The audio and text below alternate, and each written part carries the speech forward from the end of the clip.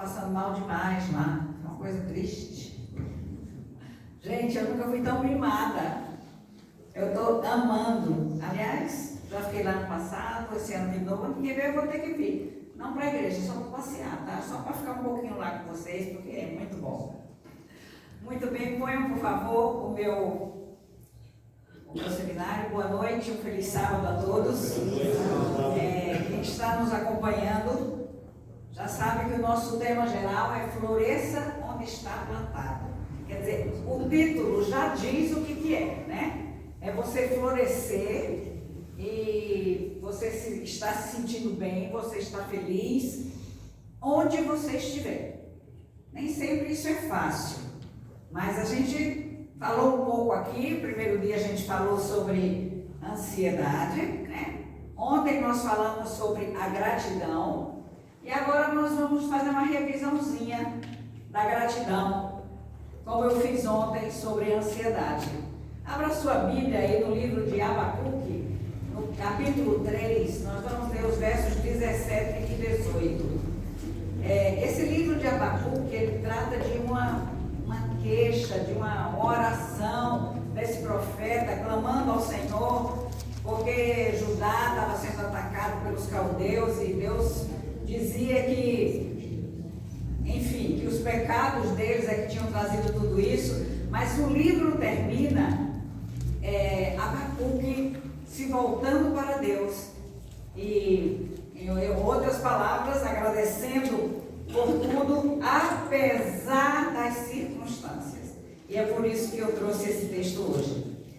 Agora que você já abriu sua Bíblia, curve sua cabeça, feche seus olhos, por favor. Pai querido, abrimos a Tua palavra para ouvirmos a Tua voz. Por favor, dá-nos a Tua mensagem, em nome de Jesus. Amém. Amém. Versículo 17. Ainda que a figueira não floresça e não haja frutos nas videiras, ainda que a colheita de azeitonas não dê nada e os campos fiquem vazios e improdutivos, mesmo assim me alegrarei no Senhor, exultarei no Deus da minha salvação. O Senhor soberano é minha força. Ele torna, já passei por 18, mas ele torna meus pés firmes como os da corça. Então, muito bem, aqui Abacuque está dizendo, declarando que ainda que tudo dê errado, porque falar da figueira era uma coisa forte da alimentação deles, a figueira. Falar de azeitonas era o óleo que produzia, era a azeitona que produzia o azeite para as candeias, para iluminar, para eles se alimentarem, enfim. E mesmo que nada desse certo, que os campos ficassem vazios, improdutivos, não tivessem rebanhos nos currais. Então, se tudo der errado na economia, na agricultura, ele ainda continuará encontrando sua alegria e força em Deus. Amém. Falamos um pouco sobre isso e eu quero dizer a vocês que é um exercício, isso que a gente está ouvindo aqui e o que a gente pratica, certo? Então, todos nós temos que começar a ficar atento e praticar aquilo que Deus quer que nós pratiquemos, que é a gratidão, apesar das circunstâncias. E eu vou começar hoje contando uma historinha. O meu filho mais velho, ele é psicólogo, e ele foi professor no NASP, aí casou com uma goiana, e hoje ele mora em Goiânia. E quando ele chegou em Goiânia, com o histórico dele de professor, ele conseguiu um trabalho como professor de uma boa universidade lá, uma faculdade, eu esqueci o nome, acho que é o Eustáquio, uma que tem no Rio de Janeiro, que tem vários módulos. Então ele ficou, Estácio, obrigada, é isso mesmo, quem morou no Rio sabe, né? Eu não morei. Estácio, exatamente. E ele sempre gostou muito de lecionar, muito. E era um bom professor, né?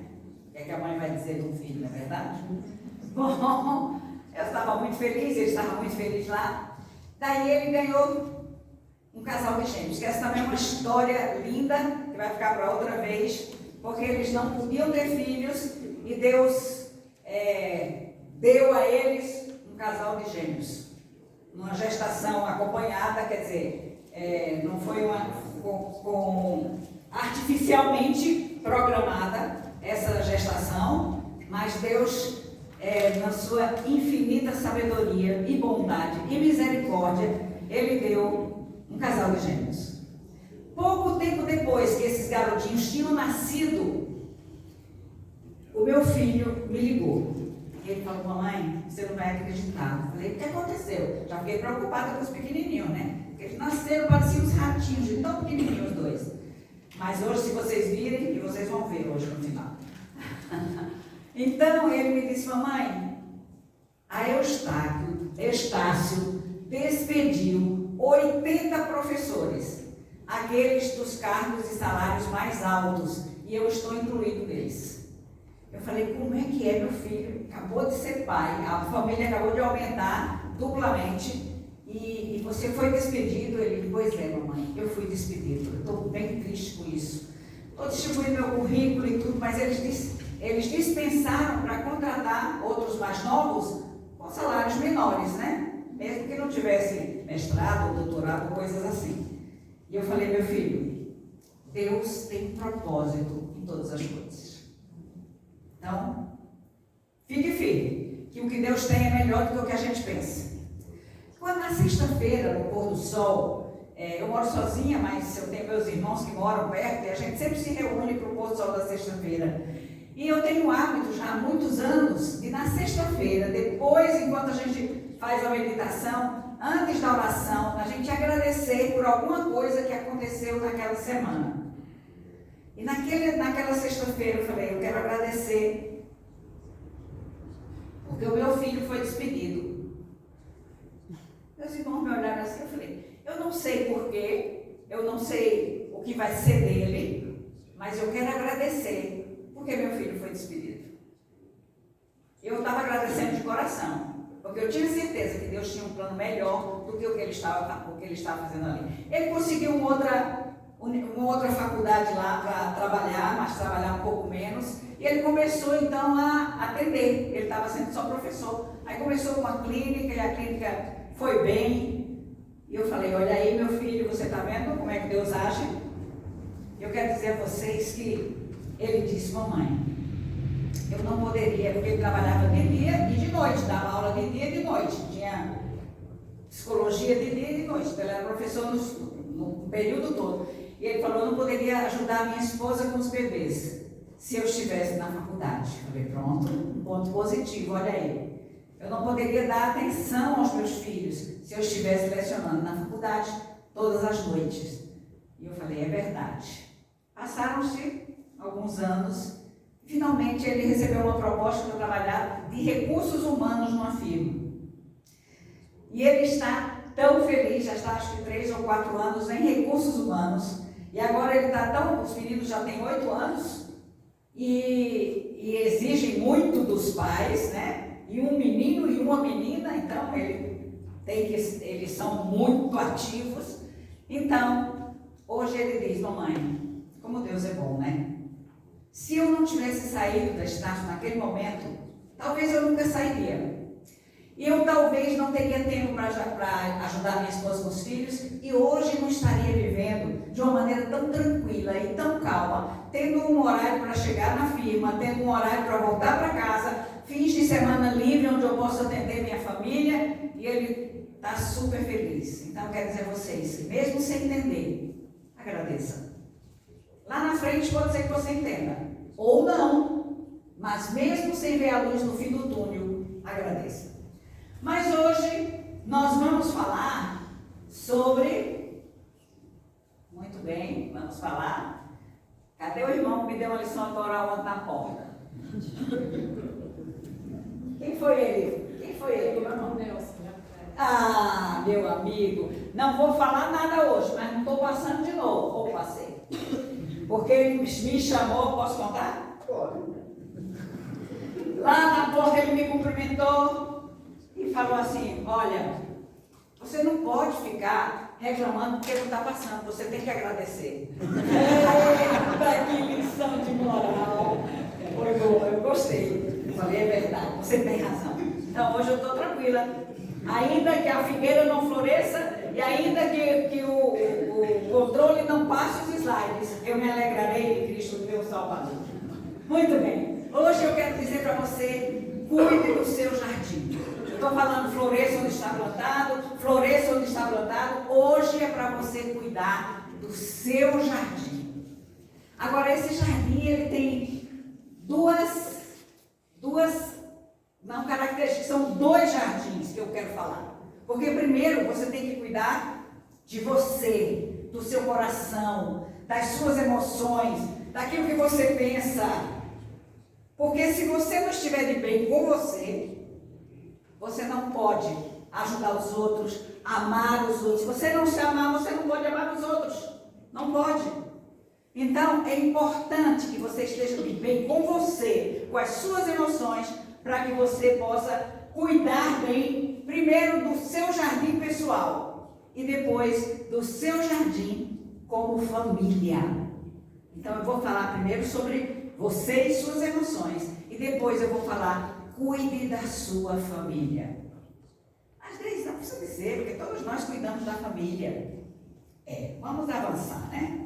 Vamos avançar. O que semeia, colhe. Um jardim bonito acontece por acaso? Não. E eu vou dizer, você chegar lá em casa, o jardim vai dar uma coisa de louco, viu? Você que vai lá. Eu não sei cuidar de flores, eu não gosto de cuidar de flores. E quando meu marido construiu a casa, eu falei, eu vou fazer cimentar tudo aqui na frente. Ele falou, não, tem assim também já é demais. Então botei uma graminha, plantei umas arvorezinhas, mas mesmo assim é difícil. Não tenho o dom de cuidar como algumas pessoas têm. Eu sei que a planta precisa ser regada, ser cuidada constantemente. Eu não posso, hoje eu vou botar e ela se vira aí por mais um mês até eu voltava para cuidar de novo dela. Não é assim que funciona, não é verdade? Então é importante que haja cuidado, atenção, limpeza, rega constante, porque ela precisa de água e poda, não é verdade? Vou falar mais na frente também sobre a poda. O mesmo acontece com a nossa vida.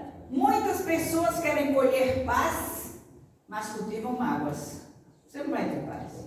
Olha lá, o que semeia, colhe. Se você tem um coração cheio de ressentimentos, se você guarda mágoas aí no seu coração, o seu coração não vai ter paz, não vai ter. Então, querem colher amor, mas semeiam crítica. Como é que você vai colher amor? Você tem que plantar amor, cultivar amor, para colher o amor.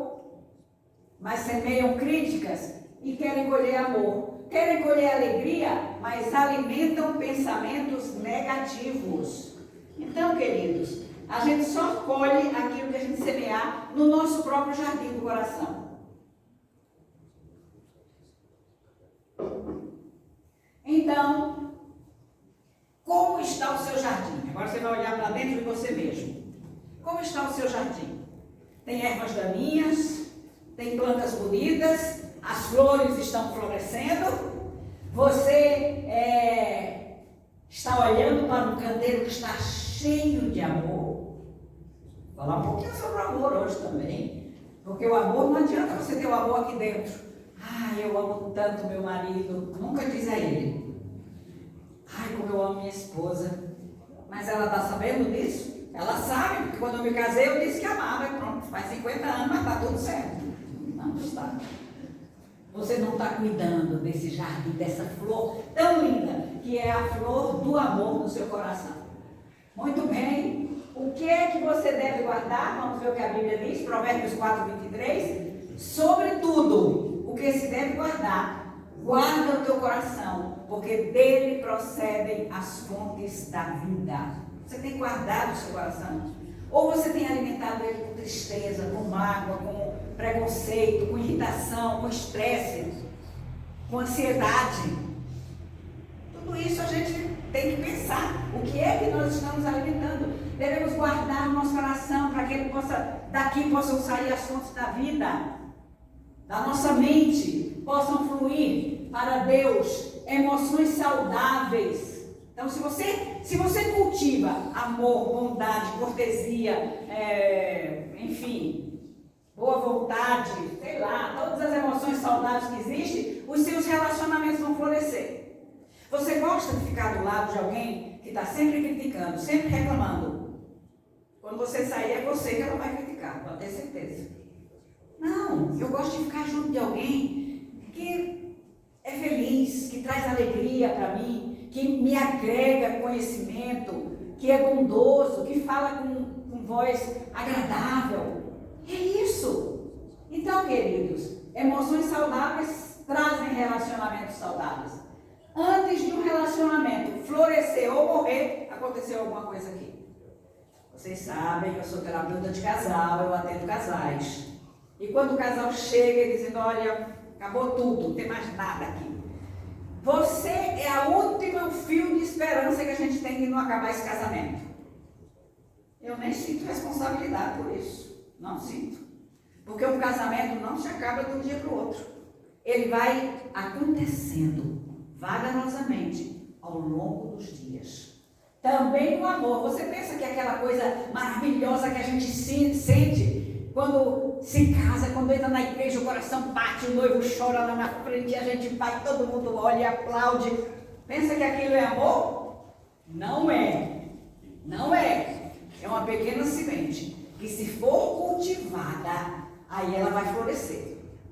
Então, o que é que você está cultivando no seu jardim? Se você cultivar a flor do amor, ele vai florescer no seu coração.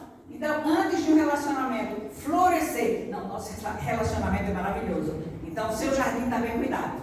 E cuide bem do seu jardim, porque dele depende toda a sua vida. Muitas pessoas cuidam da aparência, cuidam do carro, cuidam da casa, cuidam da carreira, mas negligenciam a vida emocional. E o que é a vida emocional? É aquilo que você sente, é o que você pensa a respeito de você mesmo, é como você se sente ao lado das pessoas, é o que você oferece para as pessoas com quem você convive. Essa é a sua vida emocional. E é por isso que a gente tem que ter um certo controle das nossas emoções, porque senão a nossa influência vai ser sempre negativa, vai ser sempre para baixo. É como eu já falei aqui, aquela pessoa que, ai, que dia lindo, olha que céu azul maravilhoso. Hoje eu disse isso. Mas quando eu entrei numa loja, numa fábrica ali, que eu saí, estava tudo nublado, escuro, pesado. Eu falei, cadê meu céu azul? Mas as pessoas às vezes vão, puxa, olha, chuva de novo. Ai, meu pai, sol quente demais. Quer dizer, tem gente que não está satisfeito com nada, né? Negligencia cuidar de si mesmo. Então, você tem que cuidar de você mesmo, você tem que se amar, porque se você não se amar, ninguém vai lhe amar, porque você não se acha digna do amor. Essa é a grande verdade. E eu sei isso por experiência própria. Eu já disse a vocês que eu tinha uma autoestima muito baixa, que eu não me achava competente para nada, eu não tinha nenhum dom.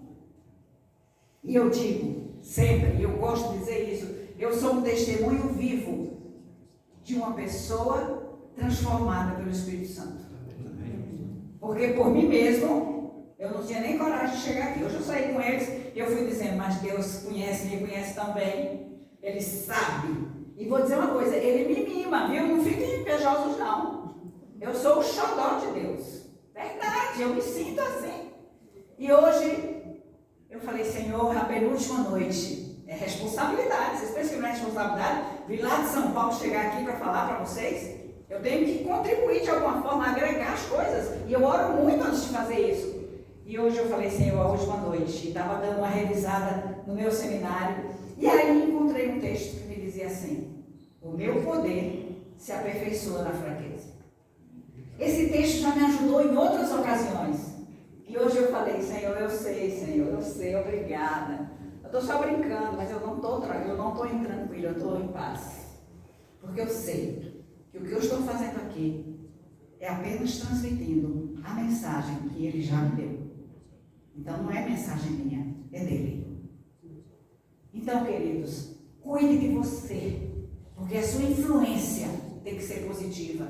Aquilo que você faz na sua vida tem que render emoções positivas. E um jardim abandonado, ele não permanece neutro. Eu tenho essa experiência lá em casa. Se eu não cuidar muito, quando eu olho, está cheio de ervas daninhas. Não é só a grama que cresce desordenadamente, não. São as ervas daninhas que tomam conta de um jardim que não é cuidado. Então, será que há alguma erva daninha no seu jardim? Temos que ver isso, não é verdade? vamos identificar quais são as ervas daninhas. A primeira erva daninha se chama mágoa. Olha, o nome já diz, né? Má água. Poderia ser isso, né? Má água. A mágoa, o que é? É uma pessoa faz algo com você e você fica ressentido. Às vezes a pessoa sorri por fora, mas por dentro está cheia de ressentimento. Ressentimento adoece. Adoece. Então, o perdão é necessário na vida e nos relacionamentos de modo geral, mas principalmente dentro do lar. O perdão é necessário. Agora, alguns dizem, não vou perdoar porque ele não pediu perdão. A gente não perdoa quem pede, não. A gente perdoa quem precisa de perdão. Entendeu? Porque o perdão faz bem. Não é só para quem recebe o perdão, faz muito mais para quem libera o perdão. E eu devo dizer a vocês que perdoar não é uma coisa simples e fácil. Sabe por quê? Porque perdoar não é um dom humano, é divino. Então, para você perdoar e acabar com essas mágoas, o que é que precisa fazer? Entregar a Deus. E dizer, Senhor, eu decido perdoar, mas não consigo. Então me ajuda. E eu vou dizer mais, e aí já vem de uma experiência pessoal. Se você tem alguém por quem você tem um grande ressentimento, comece a orar por essa pessoa. Vou orar por aquela pessoa que me fez tanto mal. Ora. A Bíblia diz que nós devemos orar também e amar nossos inimigos. Vamos lá. Deus sabia porque estava dizendo isso para nós. Ajuda, facilita, libera o perdão. E isso vai fazer bem para a gente. Inveja. Quem vive olhando o jardim do outro não está cuidando do seu mesmo. E aqui vai entrar de novo um pouco da gratidão de ontem. Quer dizer, eu fico olhando. Nossa, que carro bonito o doutor Sérgio tem. Eu tenho uma fubiga velha lá. O que é isso? Já falei ontem. Vamos agradecer porque eu tenho um carro. Tem gente que não tem. Mas eu não tenho carro, só tenho uma bicicleta. Pois agradeça pela bicicleta, porque tem gente que não tem bicicleta. Não é verdade? Então, vamos estar felizes com o que a gente possui.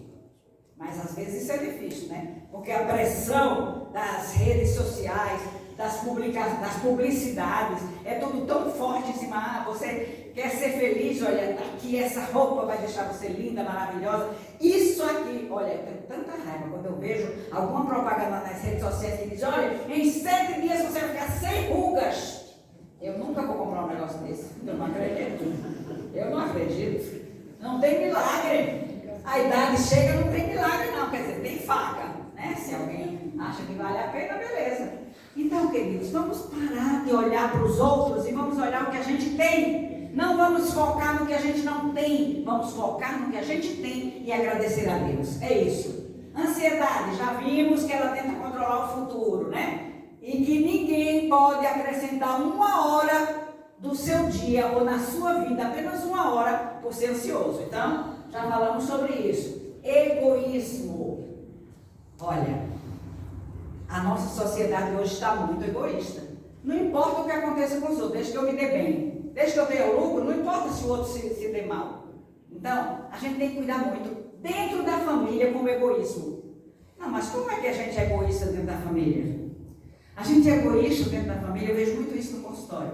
Reclamando, porque olha como meu marido é. Ele fez isso, fez isso, fez isso, fez isso. Olha, mas a minha esposa, você sabe, Deise, ela é desse jeito, ela não me atende, ela não cuida de mim, ela não faz a comida, ela não faz não sei o quê.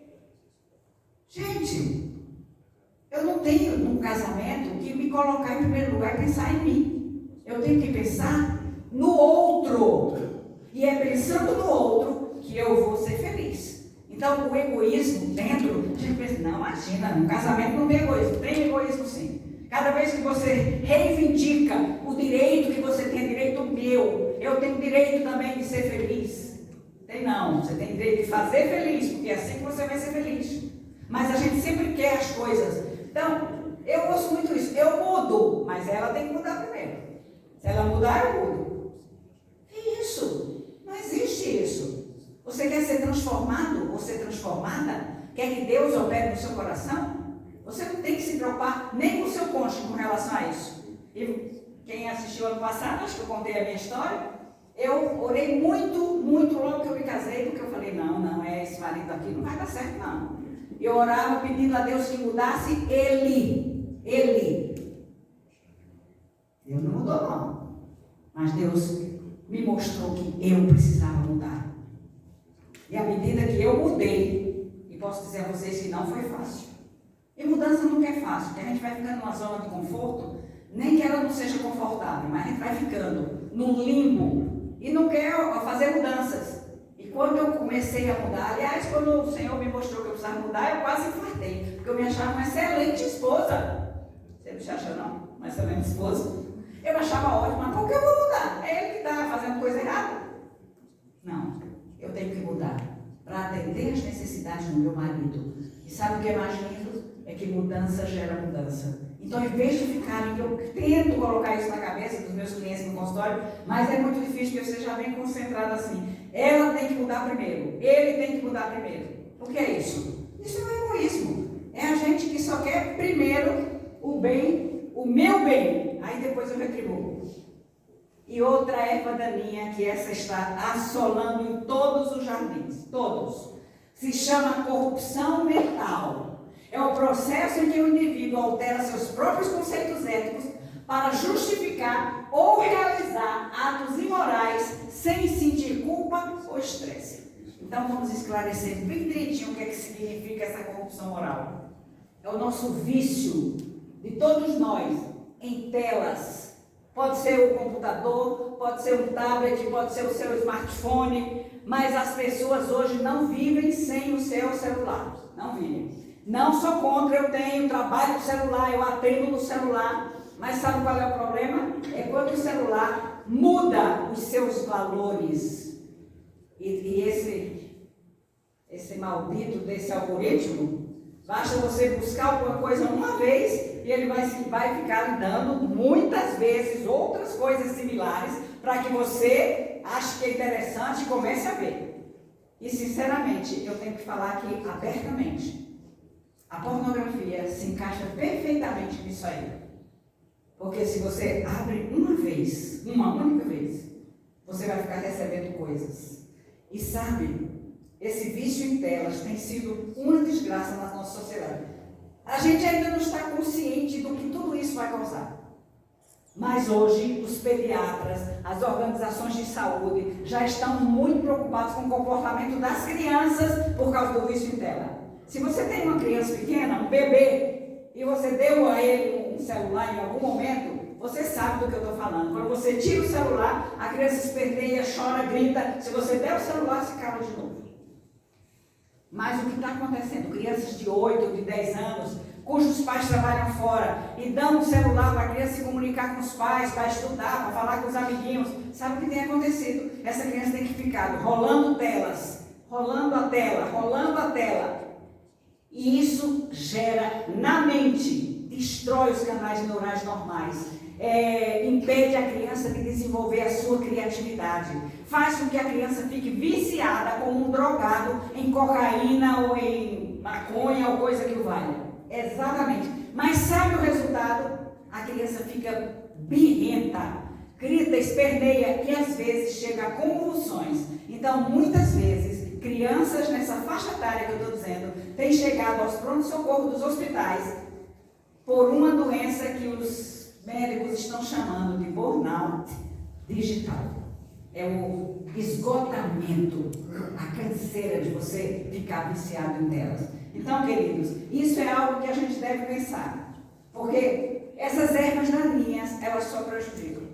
É uma metáfora, tem muito mais coisa que eu poderia falar, de coisas que prejudicam, mas eu estou pedindo que você olhe para dentro de você e veja o que é que você precisa arrancar desse jardim que é o seu coração. E aí pode ser que a gente consiga entender que flores nós precisamos cuidar, né? Então temos que arrancar as ervas daninhas, mas cultivar as flores. Primeira flor é o amor. E essa flor não cresce sem ser cuidada e cultivada. Não cresce sozinha não, o amor não.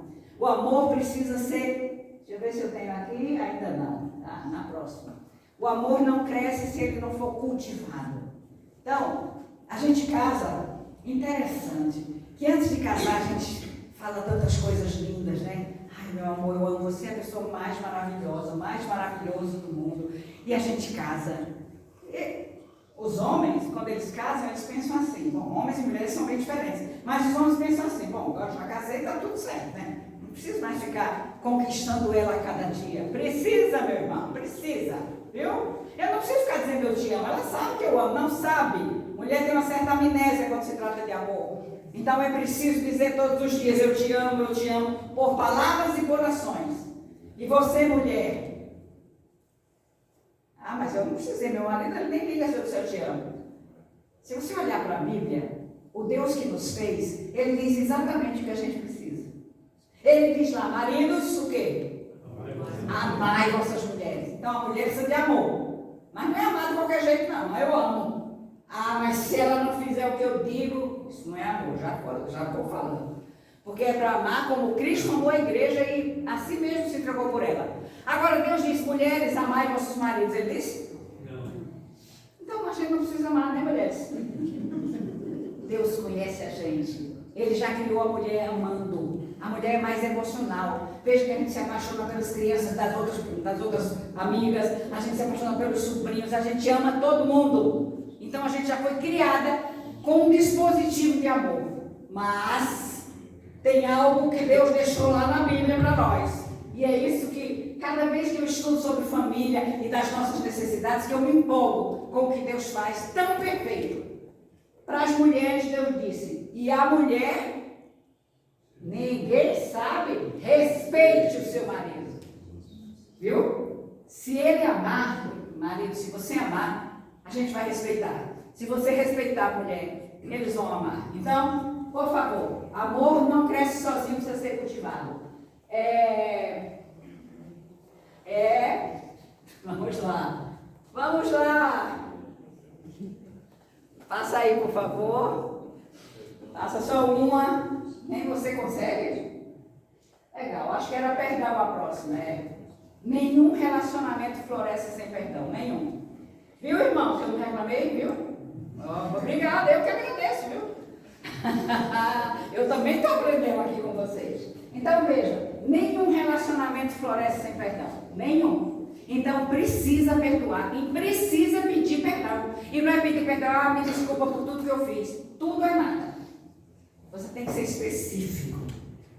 Querido, me perdoe, eu fui grosseira, eu não queria, mas eu estava nervosa. Me perdoe, vou cuidar para não fazer mais. Porque o perdão, ele traz um arrependimento e ele traz uma nova atitude. Se o perdão é da boca para fora, hoje você perdoa, amanhã você faz de novo, me perdoa, faz de novo, me perdoa. Não adiantou nada. Então, o perdão, ele precisa para o florescimento do seu relacionamento. Para o florescimento da sua vida, é importante e necessário o perdão.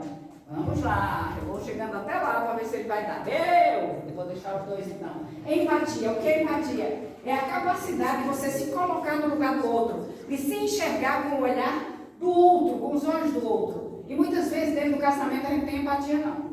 Não. Por quê? Porque a gente discorda. Ele tem uma opinião diferente da minha e eu vou lutar para mostrar que eu estou certa. E ele vai lutar para mostrar que está certo. E eu pergunto, qual é o melhor? É ter razão ou é ser feliz? Eu quero ter razão, eu quero demonstrar que eu tenho razão. Não, não tem isso não. Vamos ser felizes. Tem coisa que você diz, então tá bom, você pensa diferente, mas está tudo certo. Comunicação. Muitos relacionamentos não morrem por falta de amor, morrem por falta de diálogo. Queridos, quanto tempo faz que você não conversa com a sua esposa e você com o seu esposo, assim, jogando conversa fora, como a gente conversa com os amigos, com as amigas, nós as mulheres com as amigas, vocês homens com os amigos, quanto tempo faz? Ah, mas não dá tempo, porque cheio de casa não dá tempo? Vamos fazer uma conta de quanto tempo a gente gasta no celular. Aí a gente vai ver que a gente tem tempo para tudo que a gente quer. Outra flor que precisa ser cultivada, gentileza, tratar bem sem olhar a quem. Já falei um pouco sobre isso, sobre você ser gentil e tratar bem as pessoas, até as que você não conhece, mas principalmente dentro do lar, esses homens são especiais. Muito obrigada, tá ligado, né? Tá bom, gentileza, então, dentro do lar, você tem sido gentil? Se você recebe uma visita, por favor, aí a visita derrama café no chão. Aí você fala, não se preocupa, é normal. Aí vem seu filho e derrama uma xícara de café também no chão. Você está certo, quem é que limpa aqui? Você não se preocupa, você não vê. É assim que a gente faz. E faz com o marido, e faz com a esposa. Então, por favor, cultive a gentileza.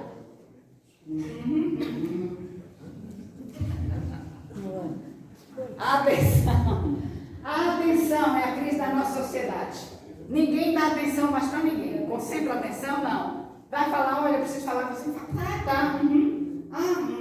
Eu já disse a vocês que não é nada, né? Não quer dizer, não estou ouvindo. É isso. Então você precisa dar do seu tempo e atenção. Tempo para você mesmo, o que é que você tem feito por você? Tem pessoas que cuidam tanto dos outros que não tem tempo de cuidar de si. E isso está errado. Você tem que ter tempo para você. Entendeu? Então eu atendo na minha casa lá, atendo meus clientes, mas sexta-feira é meu dia de cuidar de mim. É o dia que eu vou ajeitar meus cabelos, é o dia que eu vou cuidar de mim, né? Para ficar mais bonita. É isso. Tempo para você, tempo para os outros, tempo para os filhos, tempo para o marido, tempo para todo mundo. Eu acho que eu vou ficar com os dois aqui, porque pode ser que eu alternando os dois, as coisas voltam a andar. A poda faz parte do crescimento, meus queridos. Uma árvore precisa ser podada. Todo ramo que dá fruto, João 15:2. Ele poda para que produza mais fruto ainda. O que é a poda? É o sofrimento. É aquelas coisas desagradáveis que a gente passa na vida. Vocês pensam que isso não tem um propósito? Porque nada acontece sem a vontade de Deus. E você vai dizer, Deus não vai deixar eu ficar doente. Depende, se você não cuidar da sua saúde, Deus vai deixar você ficar doente, para você aprender a cuidar da sua saúde. Entende? E às vezes, faz tão pouco tempo que eu vim de Paraná, que eu não sei se eu falei lá ou aqui, que Deus, quando Ele vai mexer comigo, Ele me dá assim uma torcida. Porque eu sou bem durinha, né? Sou dura de roer. E eu demoro a entender exatamente qual é o plano de Deus para mim. Então, a poda é isso, é o seu sofrimento. A poda parece agressiva, mas ela não destrói a planta. Ela prepara a planta para produzir mais frutos. Então, no jardim do seu coração, no jardim do seu lar, em algum momento vocês vão precisar da poda. Vamos lá. Deus muitas vezes trabalha em nosso jardim, removendo hábitos prejudiciais, comportamentos destrutivos, atitudes egoístas. Tudo isso Deus permite que a gente passe por um sofrimentozinho para a gente se habilitar a ter um jardim florido e bonito, para a gente aprender a cuidar do nosso jardim. Essa é a questão. Nem tudo na nossa vida que sai da nossa vida é perda, às vezes é poda. Então, não pense que aconteceu isso que eu vou. Não, nem tudo é perda, às vezes é só poda. E poda sempre tem um propósito, sabe qual é? Gerar crescimento. Esse é o ponto. É fazer o seu jardim florescer ainda mais bonito. Muito bem, vamos avançar aí, me ajudem. O jardineiro, que maravilha. Você não está sozinho cuidando do seu jardim, não está. Deus é o jardineiro. Deus é especialista em restaurar jardins abandonados. Deus é especialista. Então, queridos, vamos pedir a ajuda desse jardineiro para cuidar também do nosso jardim. Talvez alguém tenha ferido você, tenha magoado você, isso é uma coisa normal. Talvez algumas flores tenham morrido. Vamos cuidar, vamos ressuscitar essas flores. Talvez haja algumas áreas secas em seu coração, de mágoas, de ressentimentos. E aí você precisa da ajuda do jardineiro, que é Deus. Passa ali para mim, por favor. Ok? Mas Deus continua trabalhando, tá? As áreas estão secas no seu coração, mas Deus continua trabalhando. E onde Ele toca, a vida floresce novamente. E acredite que no seu jardim, do lar, aonde Deus toca, vai florescer. Então eu preciso que Deus toque no meu casamento. Permita, vai florescer. Eu preciso que Deus toque na minha saúde. Abra o seu coração e clame ao Senhor. Vai florescer a sua saúde. Aonde Deus toca, vai florescer. Assim é que as coisas acontecem. O que está crescendo no seu jardim?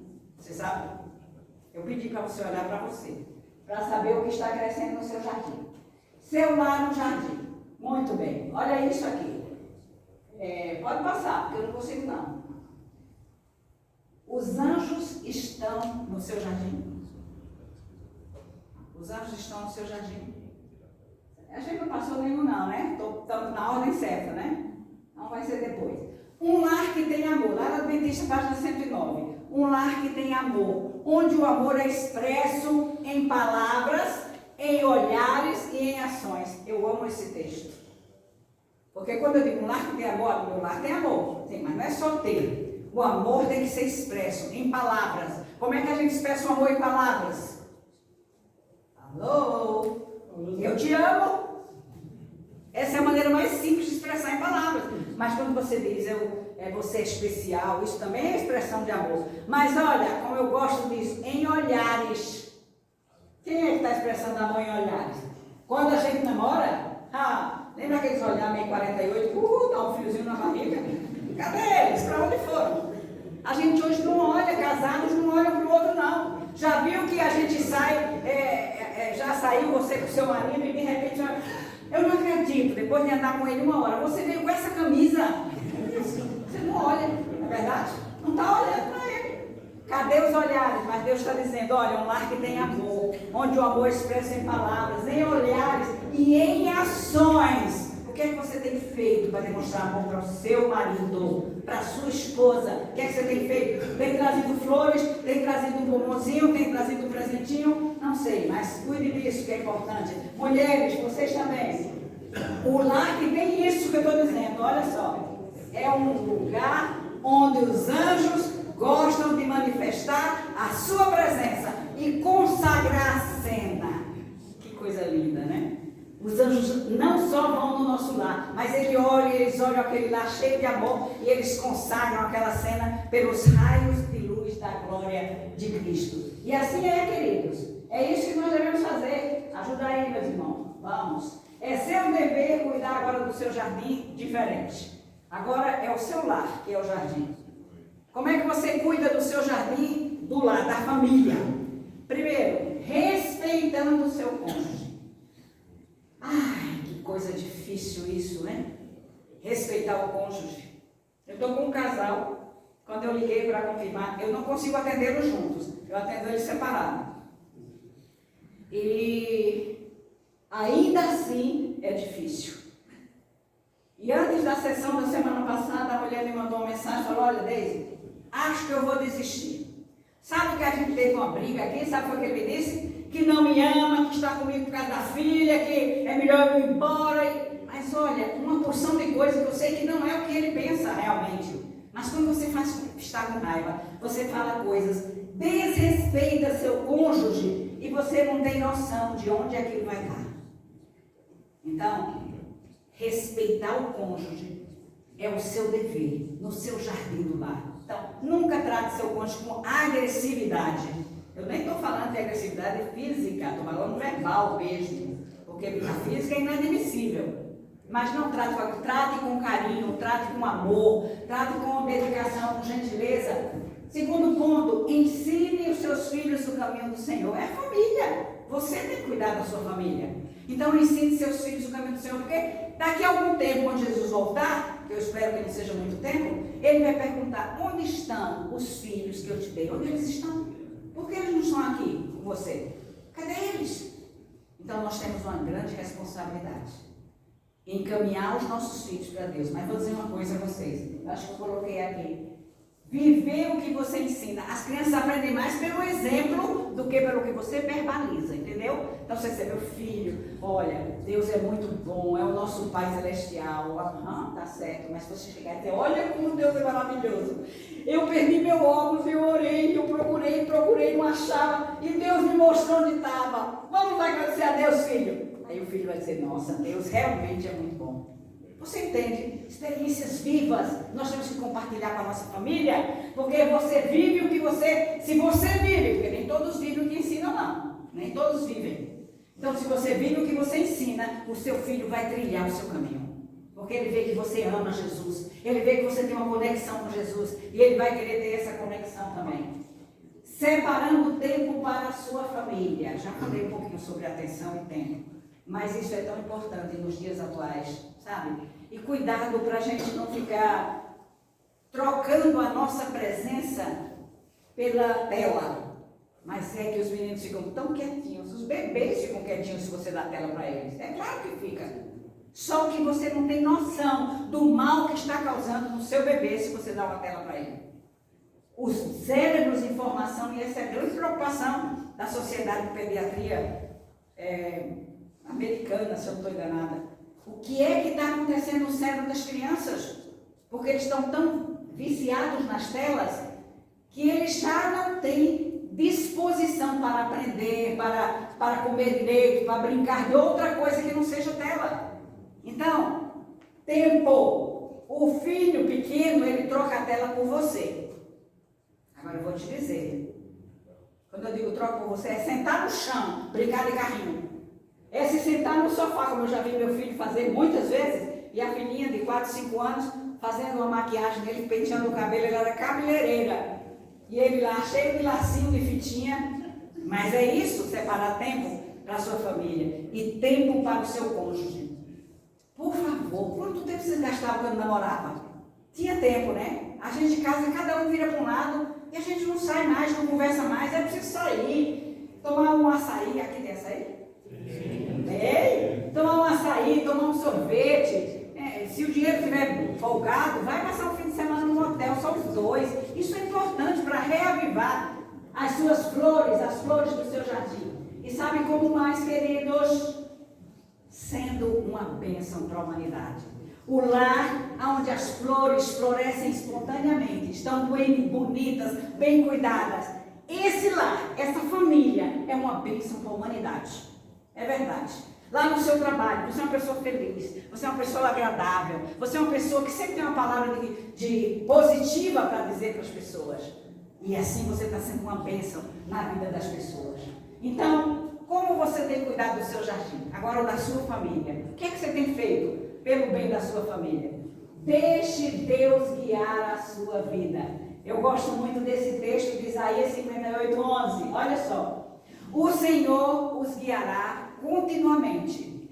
Lhes dará água quando tiverem sede e restaurará suas forças. Eu precisei pedir a Deus nessas minhas viagens malucas que eu terminei aqui. Quer dizer, terminei não, porque eu vou para Goiânia na semana que vem, mas vai ser mais light.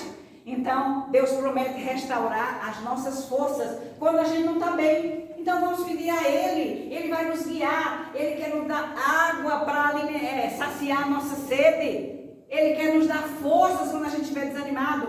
E olha o que é que Ele promete. Vocês serão como um jardim bem regado. Como é um jardim bem regado? É florido, é bonito. Se o jardim não tem água, ele é seco, é horrível. Vocês serão como um jardim bem regado, como a fonte que não para de jorrar. Sabe qual é essa água que a sua fonte vai jorrar? É a água da vida. É Jesus Cristo em conexão com você. É isso que vai fazer a diferença no seu jardim familiar, no seu jardim pessoal. Veja que um depende do outro, né? Um depende do outro. Então, queridos, o que é que você quer para a sua vida? Me diga aí. Deixe Deus guiar a sua vida. As flores mais bonitas, elas não surgem por acaso. Elas são resultado de um jardim bem cuidado, de um jardim onde se arranca as ervas daninhas. Então, cuide do seu coração, cuide dos seus relacionamentos e Deus fará você florescer onde está plantado. Amém.